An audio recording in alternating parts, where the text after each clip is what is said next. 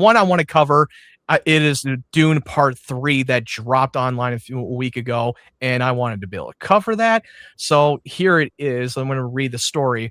The journey back to Arrakis is going to look quite different this time around. As Warner Brothers launched the first trailer for Dune Part 3, the studio brought director Denis Villeneuve and some special guests out to talk in highly anticipated sci-fi sequel with moderator Reese Feldman, officially set 17 years after the second film. Part 3 adapts author Frank Herbert's Dune Messiah and will follow Paul Atreides' reign as Emperor of the known universe, a period scored on by a galaxy-spanning war that results in the death of billions.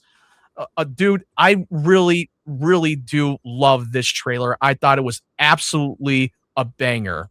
I was so blown away by it. I mean, I love how different the style, it felt a little bit different, and it looks like it's going to end very bloody. I've read Dune Messiah. I know how it ends, and I honestly hope they change the ending, because if it ends the way it does, I'm just going to be disappointed, because the second one's disappointing. The second book is disappointing, Messiah.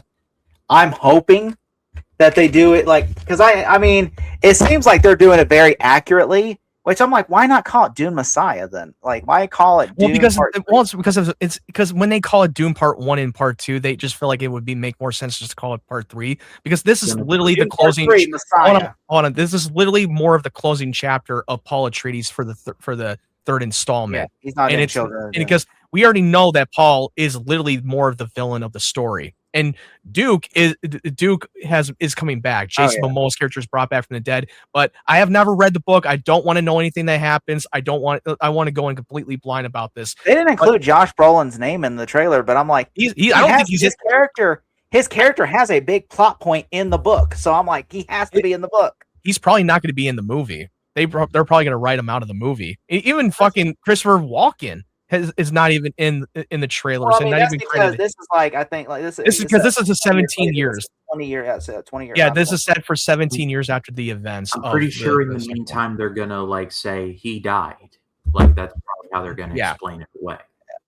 Which I'm just excited to see Anya Taylor-Joy. Yeah, I can't. In this, because she has a crucial role in this movie. Right. She was in Dune Part 2 very briefly, but as a CGI fetus and with blue eyes. Yeah. And here's like you said, Collins, she plays a pretty big role, and I'll just leave it at that. Yeah. For the story, like Dune 3 is a very different movie, according to Denis Villeneuve. When we last saw these characters, Javier Bardem's Stilgar was leading the Fremen off planet to fight the great houses in Paul's name, while Zendaya's Chani fled into the desert as her beloved usual Nick became the very thing he promised he wouldn't. From a quote, it's a very different movie from the first one, Denis Villeneuve says, with a different tone, a different rhythm, a different pace. If the first movie was more of a complementation, a movie about a boy exploring a new world, and the second one was a war movie, this one is a thriller. It's more action-packed, intense film, more muscular, I would say. This is clear in the first trailer, though there are plenty of scenes calling back in the first two films. It's clear that Dune Part 3 is going places the series hasn't gone before, showing blood-soaked battlefields and alien-like interiors where political maneuvering is as deadly as a cry knife. Oh God, I mean, this is fucking crazy from that story, from what Denis Villeneuve was describing. I'm just kind of curious. Denis Villeneuve as a director is yet to miss, so this is like my most anticipated for the rest of this year. Do you think it's gonna? All right, here's a true question: do you think it's really going to come out in December 18th, or do you think it's going to move? No, because they're not going to move. I think they're going to move it. They're not going to move. And here's the thing. And here's why. They locked those fucking IMAX screenings. They're taking that over. So there's no way in hell that they're going to move the date. They're sticking with that date. The wise philosopher Ryan Tedder once said, "It's too late to apologize. It's too late." Well, in this case, it's too late to move. It's too late. It's either going to be Doomsday or it's going to be Dune that moves. I think, honestly, one's going to move because theater owners are pissed off about this because they said they're thinking it's detracting box office from them. But here's the thing: the studio does not care. They're going to the trend of fucking Avengers Doomsday. But next week they're going to CinemaCon. They're going to have to tell those theater owners to suck it, and I think that's going to make them get booed on stage because next week is or not next week, but in 2 weeks is CinemaCon, and they're going to have to go to theater owners. And when people, I guarantee you, they're going to bring that up, say, hey. What the fuck with Dune Messiah and Dune? Okay, Doomsday. You're basically killing our market right here because you're basically releasing 2 movies on the same day. If that were the case, then how did Barbenheimer make so much money? They came out on the same day. Two different fan bases. That's 2 different fan bases. Yeah, but this one has a lot more hype, and it's going to be targeted for us. Barbie for the girls, Oppenheimer for the boys. That's literally. It's like it's like trying to put putting Saw and Paw Patrol on the same day. The kids go see Paw Patrol, the adults go see Saw. If you put the audience, those crazy individuals that saw both and called it Saw Patrol. But I'm just saying, like, it would be it would be crazy to put these on the same day. Yeah, because I guarantee you, Dune would lose. Dune Messiah Dune Part 3 would lose because Doomsday. Everybody, including me, you and me both would go watch that first. We would all go watch Dune. I, for one, will watch it both of them on the same day. I don't care. I'll watch both of them on the same day. Feature, especially around Christmas. I will. Yeah, but it's around the Christmas time, and it still has a highly. It's a 7-hour fucking movie. You gotta sit down for 7 hours in the theater. I've done it before, motherfucker. 7 hours. I've done it, motherfucking before. I'd watch fucking Gladiator and Wicked for good. 7 hours. That's 7 hours. You're gonna be in the theater. No one's. Yeah, and here's the thing. Let me tell you something. I've done this shit before. It ain't my first rodeo, motherfucker. I've seen both movies on the same goddamn day. They ain't new for me, pal. But that's different. That's different. But you're not seeing 2 3-hour movies on the same day. I did that with Wicked and Gladiator too. I saw both of them on the same night. Those are not 3 hours long. Yeah, they were. No, yeah, they were. They were. Check the runtime if you think I'm making that up. Trailers, yes. I could swear Gladiator is like 2 hours and 40 minutes. It's quarter to fucking 3 hours, dudes. Both of them were quarter to 3 hours. There's one. I'm like, I've watched Wicked and all. Hours. I was like, it was like 2 hours. I could be wrong, but I'm like, I could have swore Wicked because I watched. You need to start fact checking the runtime before you say something. You both are wrong. You both are wrong. Gladiator 2 is 2 hours. Is 2 hours 20. It's an hour and 48 minutes. Well, it was like it was like less than 3 hours. It's close enough. It doesn't matter. Close enough. That's like first of all, if you want to count for fucking 25 to 30 minute trailers and ads, that counts for something too. Okay, it's 3 hours. All right, fine. 2 hours and 30 minutes. You forget we're living in a world when we have fucking 25 and 30 minute trailers and ads that's taking up a much more time than the movie itself. Ryan, what's the runtime for Wicked? The first one. The first one? Okay. I mean, like, if you want to sit down for 7 hours in a movie, if you want to get all semantics here, 7 hours. I'm like, I'm not gonna sit 7 hours. That's your thing. Not every. Some people might do that. Wicked is 162 minutes, which means it is 2 hours 42. Okay, so that's close to 3 hours. So Matt was right about Wicked around that time. But I will say this though. Okay. The normies aren't going to sit through two movies at once, okay? Like, they might go on different days if they want to, but I'm saying you got Christmas, and also people are going to choose. And so I think Doom is going to take a big hit because of that. I do think it's going to be a big hit. I don't think it's going to be a $400 million movie. It might be close to a 300, but I don't think it's going to be a $400 million movie like the second one was, because the second one came out. Hypothetical scenario, Doomsday gets bad reviews, and then Dune gets great reviews, and it has legs. I'm just saying, it's not as cut and dry as you think it is. I mean, yeah, but like, I think Marvel's really, either Marvel's going to cave or it's going to be Warner Brothers that caves. I think one's going to cave because I just know that they were like, look, we can make more money if we push this back. And we often forget that the last Dune movie made 715 million worldwide. It was a very successful movie. Yeah. The last Dune? I thought it made 4. The second one? Yeah, the second one. The second one was 715. Damn, the first one took a hit because it was 2021. Yeah. But even then, it was still a pretty big success. Yeah, because the reason why the first one didn't make as much was because I agree. I echo what Ryan has said, because it was on a day-to-day release on HBO Max. And people kind of forget that when they've been talking about certain movies lately. Like, Y'all remember the direct-to-streaming day-to-date releases Pepperidge Farm remembers, and I don't want to go back to them. And it really irks me. People that this week have been like, "Oh, hey, remember Warner Brothers? Yeah, The Matrix 5 flopped. It was a bad." I'm like, it was released on HBO Max. Every movie at Warner Brothers flopped that year, except for three movies. Except for like Kong versus Godzilla, Mortal Kombat, and Dune. Those are three movies that became very successful. Every single movie flopped except for that because of the day and date. In fact, AT&T went bankrupt on Warner Bros. And had to sell it to Discovery. People forget that logic, and they're like, "Oh, Suicide Squad was a flop." Yeah, it was a flop because so was every other movie because nobody went to the theater because they sat their ass at home and watched it. I sat at home and watched it. Even Wonder Woman 84, that movie flopped too, and they saw it on HBO Max. They said, like, fuck that shit.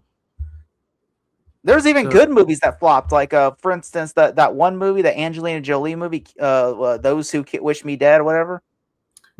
Yeah, maybe that movie was a good movie. I think I've never seen that film. It's a really good movie. Good. Taylor Sheridan had a hand in it. It's like this was in the middle of the Yellowstone craze, so I recommend hunting it down. Yeah. But, speaking of, I want to look at the shots of the movie of Dune Part 3 trailer, dude. Look how great this looks on the whole battlefield. This was obviously more of a during a time around Dune Part 2 where now they're going to other houses and starting this whole holy war and him leading on the battlefield all bloody. Holy shit. They're going to show a lot of stuff in the flashback sequence. Also, let's not forget about Robert Pattinson rocking the blonde crew cut here. Holy I have no idea who this character is. I've never heard of this character in the Dune universe. He's the villain of the movie. Well, yeah, he's not the main villain. It's mostly Paul is more the main villain of the story. But I'm saying of this, he's like the guy who's plotting against Paul Atreides to overthrow him. Yeah. Yeah, he's just one of the, yeah, that makes sense. Which Pattinson is going to be in a lot of movies. Like he's in like both big movies with Denis Villeneuve in Dune Part 3, Christopher Nolan's Odyssey. It's nice that Skadale there brought along Prince Imhotep to help him fight. Isn't that nice? Look how big of the scale is when Paul's walking up the stairs. He is on like freaking billions of people in his own army, and this is supposed to be. It reminds me of in Two Towers when Saruman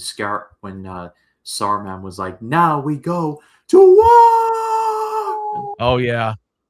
And in this movie, like it's according to Denis Villeneuve, it's really just dealing with the consequences of having too much power in his hands. Basically, in this movie, all these people, like Robert Pattinson, is part of a group of people from another planet that are plotting against him, and all these people are plotting against Paul Atreides because they're like, this motherfucker is a conqueror. He is Caesar now, and we want to overthrow him because he has too much power because they see him as a messiah.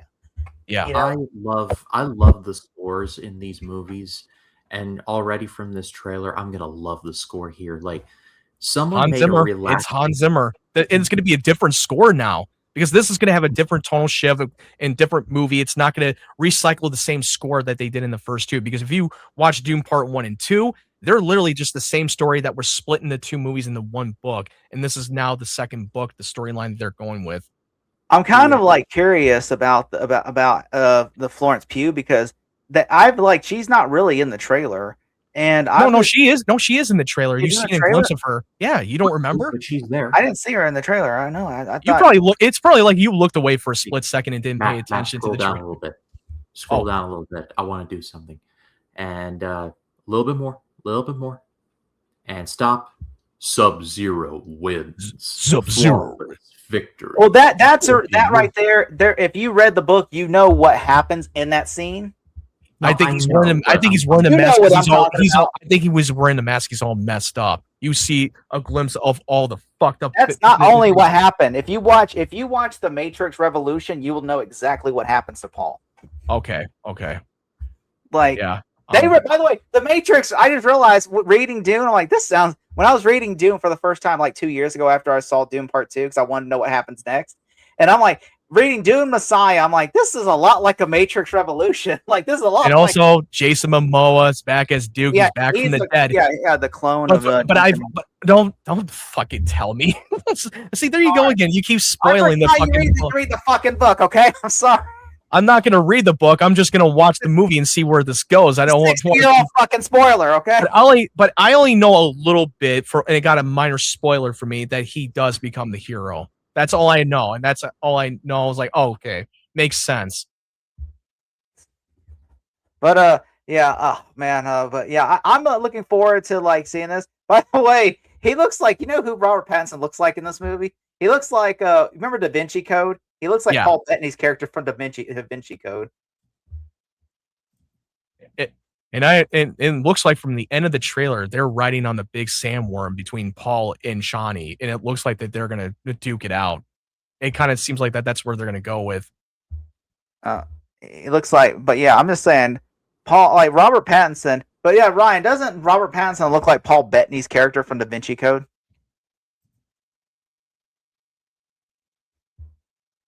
Like, I mean, look at that hair. Ryan, are you there? Ryan, are you there? You froze. You're frozen. I froze. We lost Ryan for a second. It's fine. We gotta carry it. But look, honestly, this movie, I think I think this will be probably the movie that gets the best reception out of the two. Yeah. I think the box office will go to Avengers, but I think the reviews will go to Dune. And if the reviews have been really good, and if it lives up to the hype for this film, it's probably going to make at least $800 million, a little bit more than what the last one did, or maybe more. Who knows? You never know. This will definitely be a great way to end off the 2026, the end of the year for Doomsday and Dune 3.